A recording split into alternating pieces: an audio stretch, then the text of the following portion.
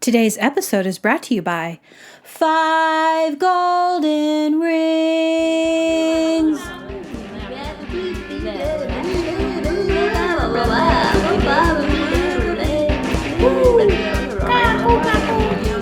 You're listening to The Kelly Slusher Show with your host, Kelly Slusher.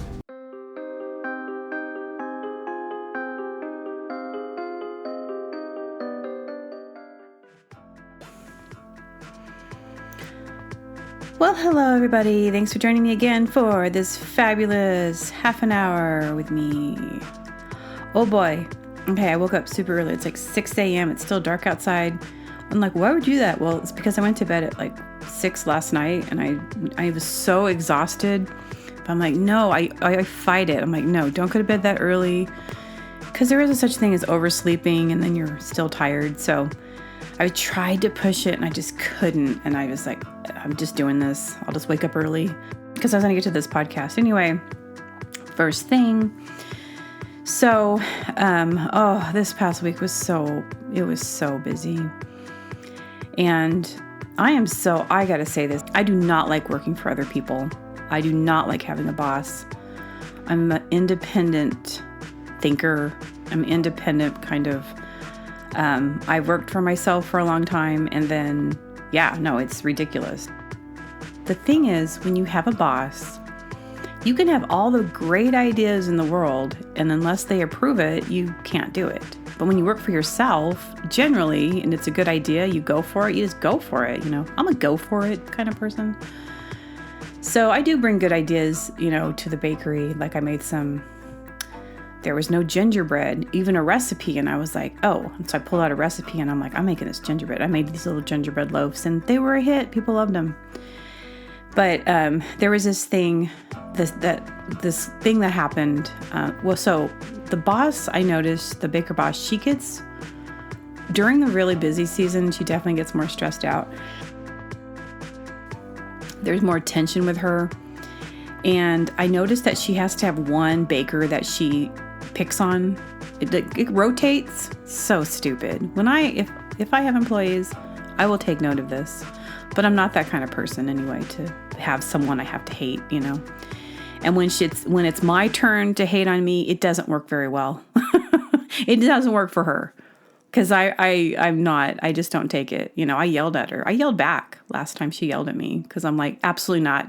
Absolutely no way. No. And then she stopped. And then she was nice for like 2 months. And then I worked with her on Sunday and I could see it. But then the day before she had said, I had joked with a coworker. I was like, what? She did something. I was like, what are you, a moron? I was kidding, And we're laughing about it. And I was like, the boss. I'm like, she does. I mean, she'll give you that look like you're a moron. And she's like, I know. But she won't call you a moron. And I just got confirmed because she was kind of like standing nearby. And I asked her, I was like, do you ever just want to call us morons? And she goes, oh, I would never say it. I was like, see, it's true. Oh, I would never say it. I'm like, yeah, she sees it. And see, a little side note here. I don't like my intelligence to be insulted. I've always been kind of like that. I'm like, excuse me, I know I'm smart. Don't even insult me. And I know that I'm smart. And the only way that I have to ask questions is sometimes I just don't know stuff. Like the world of baking, I do know a lot. I know a lot of stuff, but the world of baking is so ginormous. And sometimes you just have to ask. I avoided it, but if I have to, I will. Anyway, that's happening. Hard to work for people who have, who do that to their employees. She's not terrible, but I think when she gets stressed out, and I just don't want to. Something had happened. I can't remember what it was, but yeah, I got frustrated and I was like, no, she started treating me and I was like, Like, I'm just going to walk out. That's it. This is, I'm leaving. This is too, I can't believe you expect me to wake up this early and work this hard. And then you look at me like I'm dumb. Like, no. This is not what I signed up for. Anyway, enough about that. But I did manage to get to go dancing, and that was really fun. So there was it was a rave, but it wasn't like a rave, but it was more like a 3-hour rave, and it ended at 10. It was like from 7 to 10. And it was for this, it's for this radio station, kind of a promotional thing. And they had some DJs there do their rave music. And I'd never raved, but I love to dance and I wanted to go. But I was like, when I saw the flyer, I'm like, there's no way I'm never going to have energy. But that day came around and I was like, and then I saw it and someone else invited me and I was like, okay, I'm going to go. So I woke up at 4 a.m. that day, worked for like 8 hours, hung out with a friend, came home, took a nap, went. I only was able to get through an hour and a half of it before I was like, if I don't stop right now, I'm going to collapse. And then I had to wake up at 4 a.m. the next morning, and then I had to work another 8 hours. I have a lot of energy though, but I love dancing. It's like one of my favorite things. It's fun. Like I was like, okay, I don't have to go, but if I'm too tired, so all I got to do is drive there. If I'm so tired, I don't have to go. But then like, I always give myself that out. Like, you don't have to, even if you go there and you just feel so tired. So I park and I hear this like bass just hitting, and I was like, like way in the parking lot, and I was like, oh my gosh. I'm just like, And like, you get me around that, I can't help it. It's like I can't help but dance. I love rhythm. And it was so much fun. I was raving and I was acting like I was on drugs. I was like, I'm on like so much ecstasy right now. Yeah, man. But it was really fun. And yeah, I love dancing. And there's not a lot here. There's not a lot as much as there used to be. You can go to clubs, but that's like in the big city. But yeah, I was thinking about that. Like, I have taken African dance class. I've taken belly dance classes. I don't know what else have I done. I used to do like 5 rhythms dance, ecstatic dance, but those were like just a window of time. I'm not really into the ecstatic dance community. They usually play music I don't like, because that's the other part of it. Like, if it's not music I can dance to, I don't want to dance. It just doesn't move me. But like that hard-hitting bass is really fun to dance to. And also I hadn't gone to the gym for like a week, and I was like, I'm going to use this as my workout time. So I'm like doing the elliptical on the dance floor. Pretending I'm on the elliptical. I'm like, I got this. Get my cardio in. Because I feel so good when I do my cardio. Like, that's when I do my cardio. It's true. Like, cardio, like straight, like half an hour or at least 20 minutes of just straight cardio is like clears my head, and I feel like I release all this energy. Because it can just get too much. So that was fun. But, okay, and then it was cool because it was for this radio station, this really great radio station, and I was thinking about how when I first moved here, the first thing I did was I didn't know anybody. I knew not one person up here, and I was like, well, I'm going to go volunteer somewhere, and then I'm like, there's a radio station, so I was like, I'm going to volunteer for the radio station. So I started volunteering and doing like kind of, table events, like nothing exciting, but was doing it.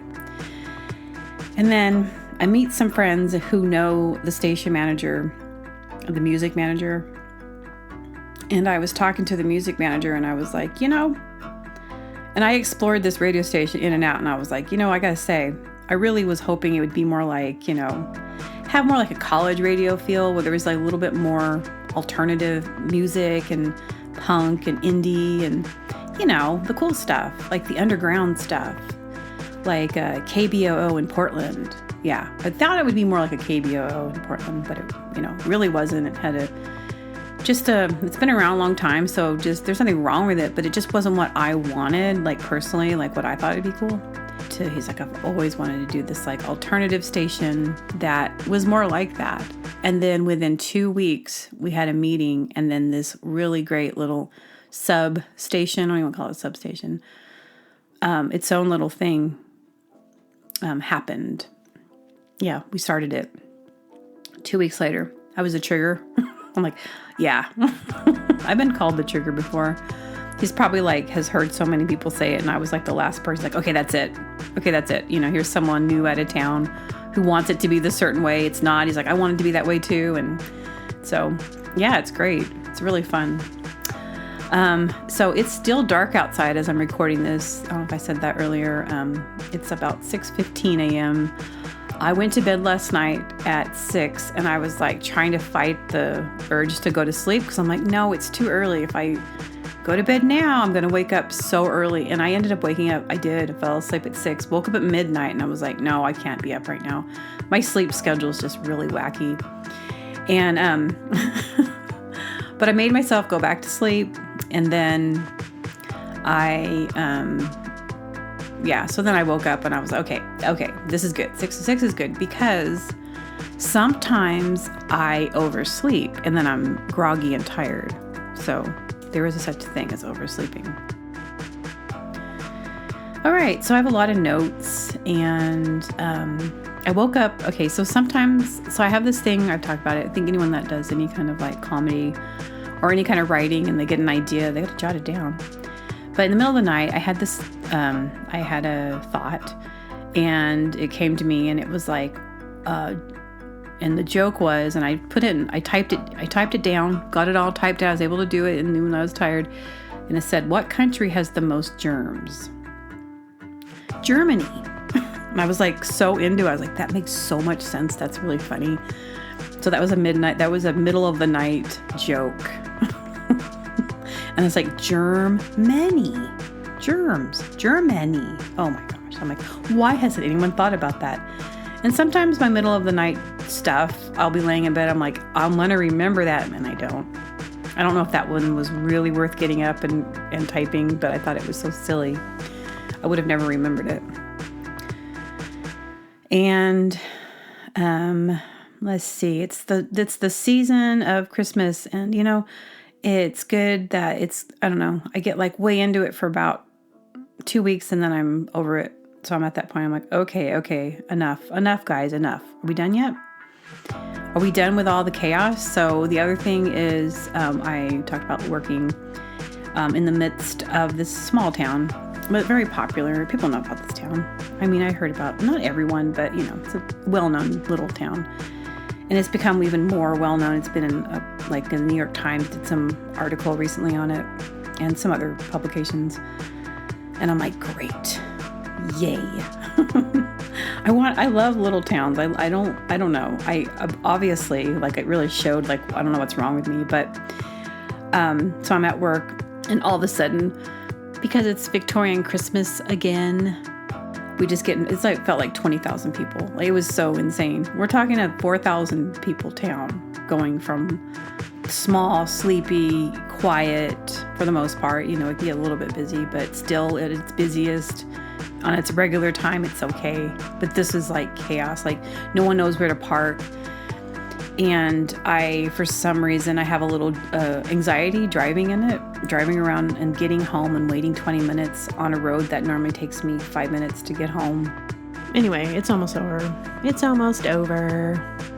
Are they still doing the Black Friday thing even in December? The Black Friday sales event, it's usually now it's not one day. It's a couple months, it seems like. They start advertising for it weeks before Black Friday. And then Black Friday happens, and then they're still talking about it at the Black Friday event. And I'm like, that already happened. But, let's just stretch it for months. That's not what it's about. It was about the one day that, and it's such a weird, I'm not even going to talk about it because it's too boring, but such a weird thing.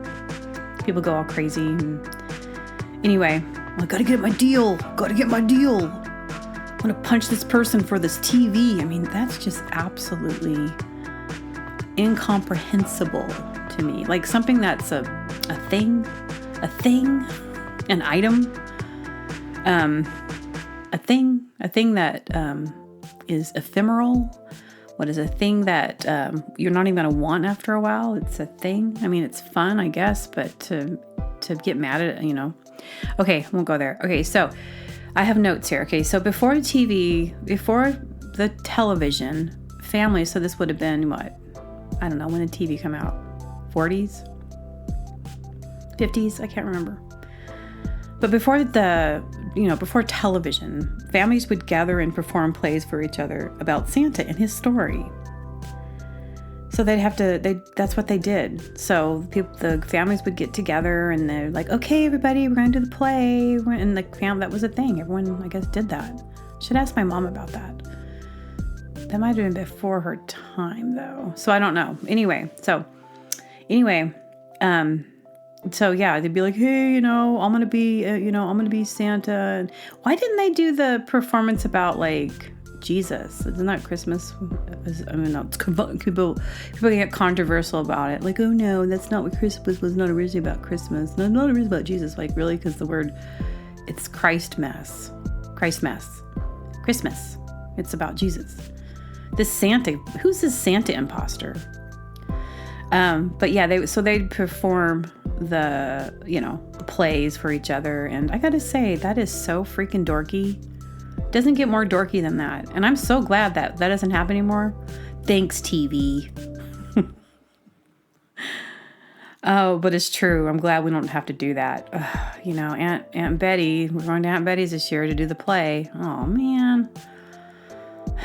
But you always have me as the donkey. Why do I have to play the donkey?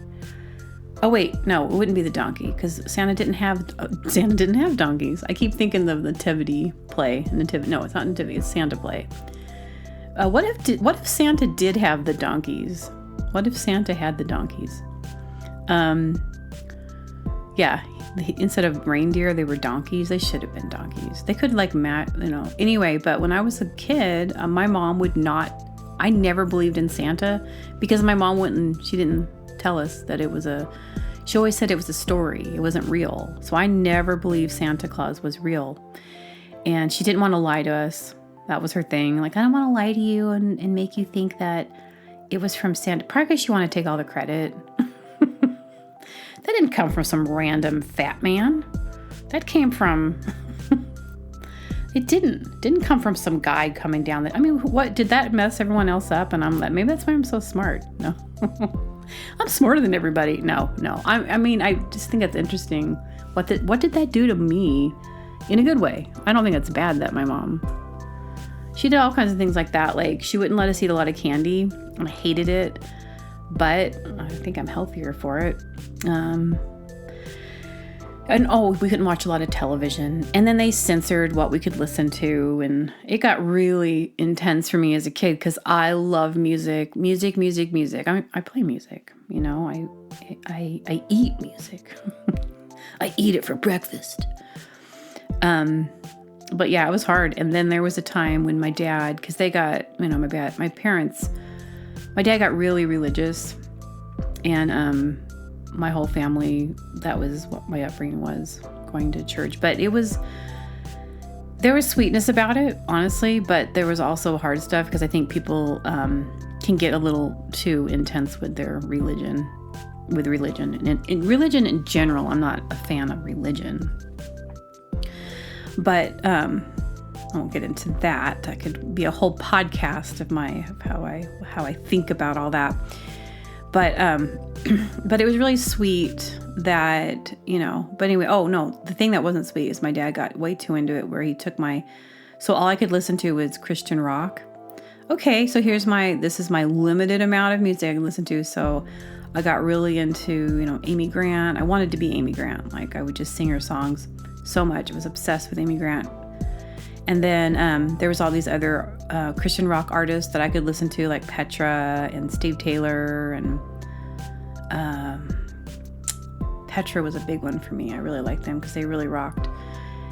And I got into Striper, and that was it, man. Striper got me in so much trouble. Like the Yellow and Black Attack, they were Christian rock, and they were like a rock band. To Hell with the Devil, yeah, they were. I re-listened to it recently, and I was like, wow, this is really bad. It's pretty bad. So, I bought a Striper poster and I put on my wall, and I think I was 14, And my dad saw it and he just like flipped out. And he was like, no, you're not doing this. Those guys, their pants were too tight. Your pants were too tight. So he told me I got grounded, and he took all my tapes, all my music, and he locked them in the little shed outside. And I was just crushed. I was like, what am I supposed to do? Just a little trauma I'm sharing with you. I was really traumatized by that because, already I can't listen to music, and now you've taken all my music, the ones that I could listen to. Yeah, I was grounded for a while, and then finally I got my tapes back. And I was thinking about this whenever my dad would get mad, and I look back, I'm like, okay, I did one time start sneaking out at night. It was when we lived, but I'm not going to bore you guys. It's not really boring, but talk about all that, like how they moved us to like weird towns. We were living in this very weird town in Arkansas. And my dad kept moving us from Arizona to Arkansas. So my childhood was uprooted all the time. And, always have to go to new schools and stuff. It was awful. It was hard, especially like Arkansas, very backwoods, very not current educational wise, and also like just all kinds of just backwoods, racist. There's a lot of race, especially this town we're in. It's racist. But it was really hard. So we're living in that town. And then I met some kids in the woods. I lived in the woods, and they would like have like gatherings, and I was so desperate. My mom was homeschooling us, so I didn't have a social life. So the only time I go, there was like they'd have parties or something, and I one time tried to sneak out, and then my dad caught on to it, and I got in so much trouble. Like, he caught me. And I look back, I'm like, well, that's good. He caught me, right? Here, who knows what could have happened to me in the middle of the night. No flashlight. I was a wild child. So when I was, so he would ground me, he'd get mad, and then he would feel bad about it. And then he would like, I remember he would like get so mad, you get so much trouble. I don't think he ever hit me. It was more like he'd ground me or whatever, or get really angry. And then he'd be like, no, I'm sorry. Shouldn't have gotten that mad at you. How much do you want? 20? He'd pull out his wallet and have this like wad of cash in his wallet. And he'd be like, you want 20? I was like, sure. He's like, 20, 30, 40? He's like, here, have another 20. No, just here, have another 20. I had like $60 one time in my hand. I was like, cool. And he kept putting more 20s in my hand. And I was like, I think he gave me like $100, and I was like, cool. And I put it in my little piggy bank because I was like a squirreler. Like I would babysit, I would have allowance, and then I would get money like that. I wonder what that did to me. But I'd always save my money. I was always like putting all my money away for like, so I could buy myself cool stuff. Some of my notes, I have a ton of them. I thought of this restaurant name. What if you had a restaurant named Aftertaste? Hey guys, let's go to Aftertaste. I asked someone at work, I'm like, would you go to a place called Aftertaste? They looked at me like I had two heads. They're like, no. I'm like, just wondering. I thought maybe it'd be a restaurant I could open. Because, no one wants to aftertaste, but it kind of makes me think of like, like after the party. I don't know if they have those as much, like places that were open 24 hours. You could go, have your after. That's what it is, aftertaste. But, no one really wants an aftertaste. I don't know. Sometimes I want to open businesses and that probably would not, just kind of as an experiment. I wouldn't do that, but kind of thought it'd be fun to be able to do that. Okay. Lemonade. When you drink lemonade, you eliminate. Okay. I'm really feeling intense right now. I'm just really feeling intense. That's one of my Mika napkins. One of the things that she says, I'm feeling really intense right now. Like, what does that mean? Sometimes you just feel really intense. I don't really anymore. I remember feeling really intense, meaning that just really having an intense moment. Everything's intense. Let me see. What if popcorn, one of the options, if you order a popcorn, can I get a large popcorn? Would you like butter and avocado on that? I say it deadpan. Can I just get a little bit of avocado on that? Ew, that's so gross. The idea of an avocado cut up, mashed, and then just thrown on top of your popcorn, and then you have like avocado fingers. You know them avocado fingers? They get all mushy and green and messy. The meandering Neanderthal. You know those Neanderthals, they sure like to meander. And then I have a note here that says, caveman in cameras.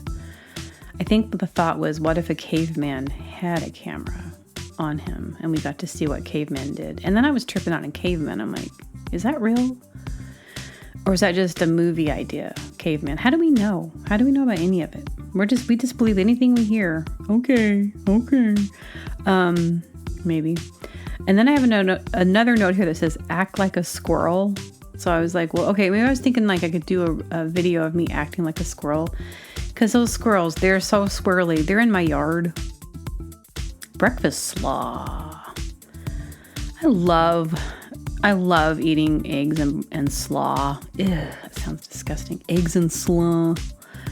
What is we have this at my work, beet pickled eggs, and I guess they taste good. I'm not going to try them because they look disgusting. But you like hard-boiled eggs, and then you stick them in this beet brine, and they turn kind of a purplish, and then there's this jar up front, and people are like, ooh, can I get a beet pickled egg and a coffee? And I'm like, do you want a vomit bag with that too?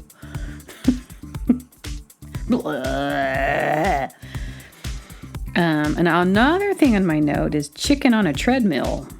I was just thinking about, what if there's chickens on treadmills and you have a little feed bag so it motivates them to keep exercising, And then I put chicken on a treadmill, more like dreadmill. Chicken on a treadmill time. And then I have a lot of these, so I've been making videos. I put a couple new ones. I'm going to put one out today. They're silly, but I'm really trying to get more in the spirit of, and I'll have more time to do it, doing more of that, they're fun. They're just little shorts. They're reels. Put on my YouTube, put on my TikTok, and put on my Instagram to promote my podcast. Okay. I saw a towing truck the other day, and it looked like it said date night. Date night. And I was like, that's a really weird thing why would you name your towing truck date night? And I was like, that's weird. Oh, but it was dark night. Okay. I was like, oh, that makes more sense. Date night. Date night towing. Having a good night, towing your car. I'm so paranoid about being towed because I was towed. My car wasn't personally towed, but I was with someone once who the car got towed because he was a ding dong and he parked. I said, hey, this was in Portland. And I was like, we were going somewhere. It was at night and we parked there was this Chinese restaurant in the middle of town. And we're going somewhere. I was like, it says tow here. He's like, they're not going to tow me. I'm like, no, it literally says tow away. If you park here, we'll tow you. He's like, that's not for me. And I'm like, really? I don't think we should park. I really was like, I don't think we should park here. No, it's going to be fine. You're paranoid. They towed us. We go back. The car was towed, which was absolutely awful because if your car gets towed, you got to go to the tow yard. You pay a huge fine. And it's a big pain in the butt. So after that one experience, I'm like, I don't ever want to experience that. And so now I'm really paranoid about getting towed. So I'm always on the lookout, and people think I'm paranoid, but I'm like, no, really, it sucks. Okay, I don't know how exciting this podcast is, but I think it'll be good. I'll add a song to the end here, because if I can just get it out of my system, you guys don't have to listen. You can just, stop it at the end of the podcast. But I'm going to put it on there. I'm not sure which one it's going to be, but I think it's going to be, It Came Upon a Midnight Clear. I think I'm going to do, that. And then next week I'll do Have Yourself a Merry Little Christmas. Really pretty. But this one's on the old ukulele. Okay, I'm gonna let you guys go. Enough of my yapping, yappa dappa doo. All right, bye.